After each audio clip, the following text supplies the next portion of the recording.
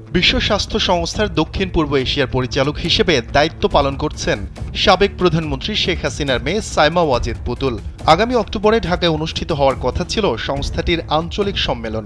স্বাভাবিকভাবেই সেখানে উপস্থিত হওয়ার কথা সাইমা ওয়াজেদ পুতুলের, কিন্তু আন্দোলনরত শিক্ষার্থীদের ওপর হত্যাকাণ্ড চালানোর একাধিক মামলায় আসামি হয়েছেন তিনি।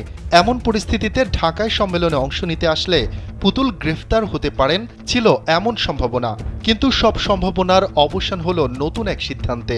কারণ পূর্ব ঘোষিত সম্মেলনের ভেন্যু পরিবর্তন করেছে আন্তর্জাতিক এই সংস্থা।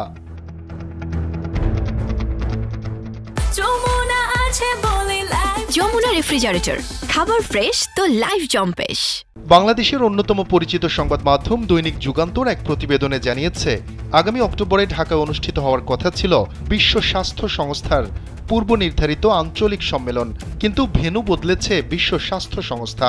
এর আঞ্চলিক পরিচালক সাইমা ওয়াজেদ পুতুল এই সম্মেলনে যোগ দিতে ঢাকায় আসবেন কিনা এমন আলোচনার মধ্যেই এলো এই সিদ্ধান্ত।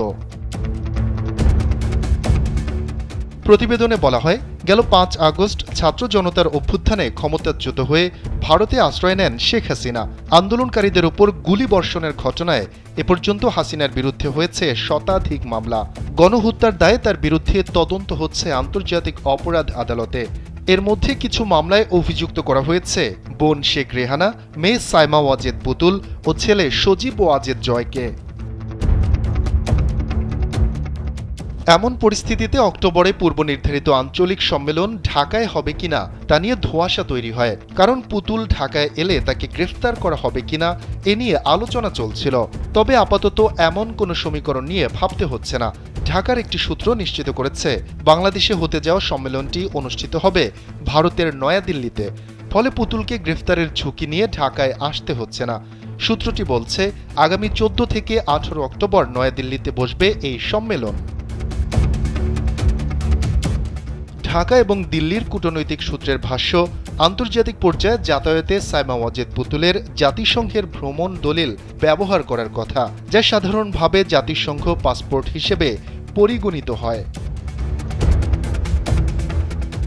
ফলে জাতিসংঘের কর্মকর্তা হিসেবে বিভিন্ন ক্ষেত্রে তার বিশেষ আইনি ছাড় পাওয়ার সুযোগ রয়েছে। তবে অনেক ক্ষেত্রে সংশ্লিষ্ট কর্মকর্তা কূটনৈতিক ছাড় নাও পেতে পারেন। আন্তর্জাতিক পরিসরে এই আইনের দৃষ্টিভঙ্গি বিভিন্ন রকম হতে পারে। চলতি বছরের ফেব্রুয়ারিতে বিশ্ব স্বাস্থ্য সংস্থার দক্ষিণ পূর্ব এশিয়ার পরিচালক হিসেবে 5 বছরের জন্য দায়িত্ব গ্রহণ করেন সাইমা ওয়াজেদ পুতুল।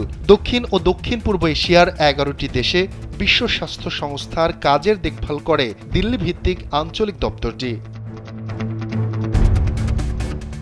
শফিকুল ইসলাম শান্ত, কালবেলা।